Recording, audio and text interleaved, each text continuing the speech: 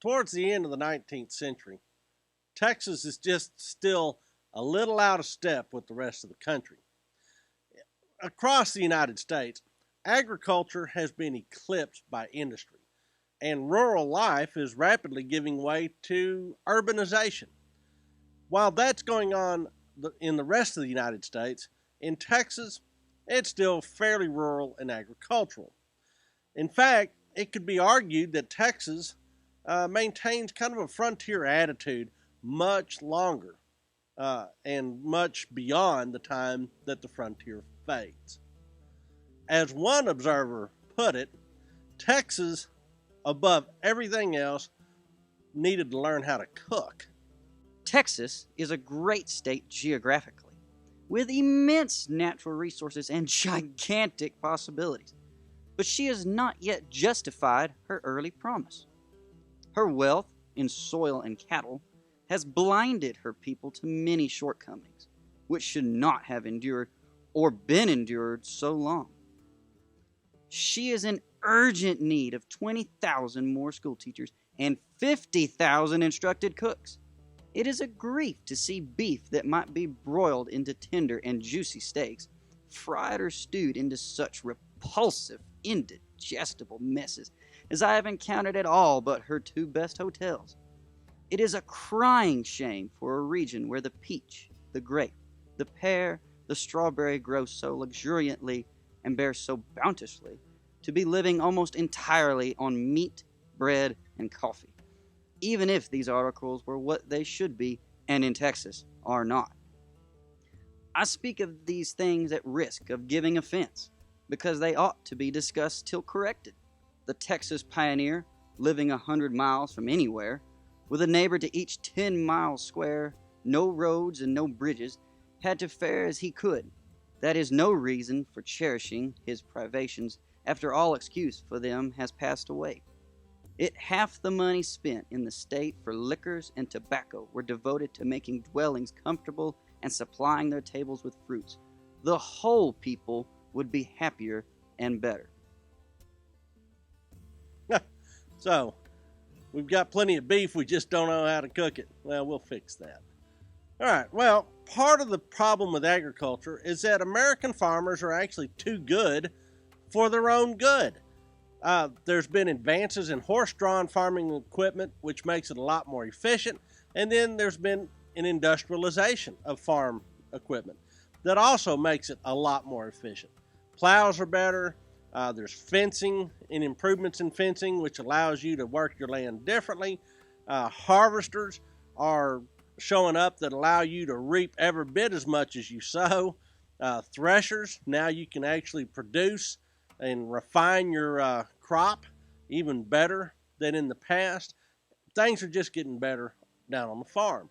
Also, there's an explosion in the fertilizer business. The chemical business is starting to turn out products that that increase the yield, that lead to the bounty in American agriculture.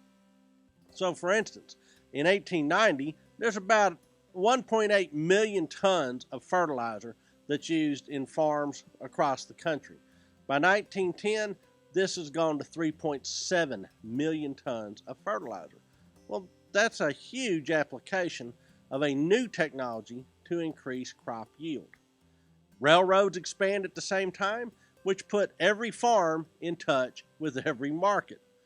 So what we have then is farmers are growing more and are getting better at growing it, but every year they seem to be making less and less money. As a result of all this overproduction, there's a collapse in the price. The price drops. For instance, in cotton production doubles from 1870 to about 1890. Even so, the price of cotton drops by more than 100%. It goes from 15 cents a pound to 6 cents a pound in that same 20-year span. There's a similar story for wheat, corn, and other produce. Texas is a great agricultural frontier, but it is such a great and alluring agricultural frontier that it exacerbates the national problem. It just adds to the overproduction nationwide. Texans are working harder but growing poorer down on the farm.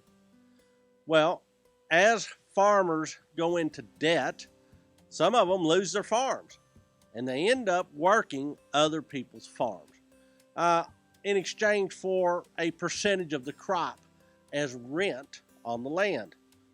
The sharecroppers. Homes, seeds, tools, all required an additional share of the crop. Most farmers only owned about 50% of what they grew as a result. There's also kind of a pressure from all this debt that ends up crushing many Texans. Merchants would extend credit against crops. Other things like food, clothing, medicine, other daily necessities might also be advanced by merchants, but it had to be replaced or repaid by cash. Produce otherwise. Paying the doctor with a chicken or pig became fairly common practice as a result because money was scarce. Now, at the same time, you had a number of natural monopolies arising that just couldn't help but being monopolies. Things like the railroad, things like later on we'll have utilities. Farmers were at their mercy. So politicians and voters began to look for a more interventionist role from their government to come in and regulate the economy and break these trusts and monopolies.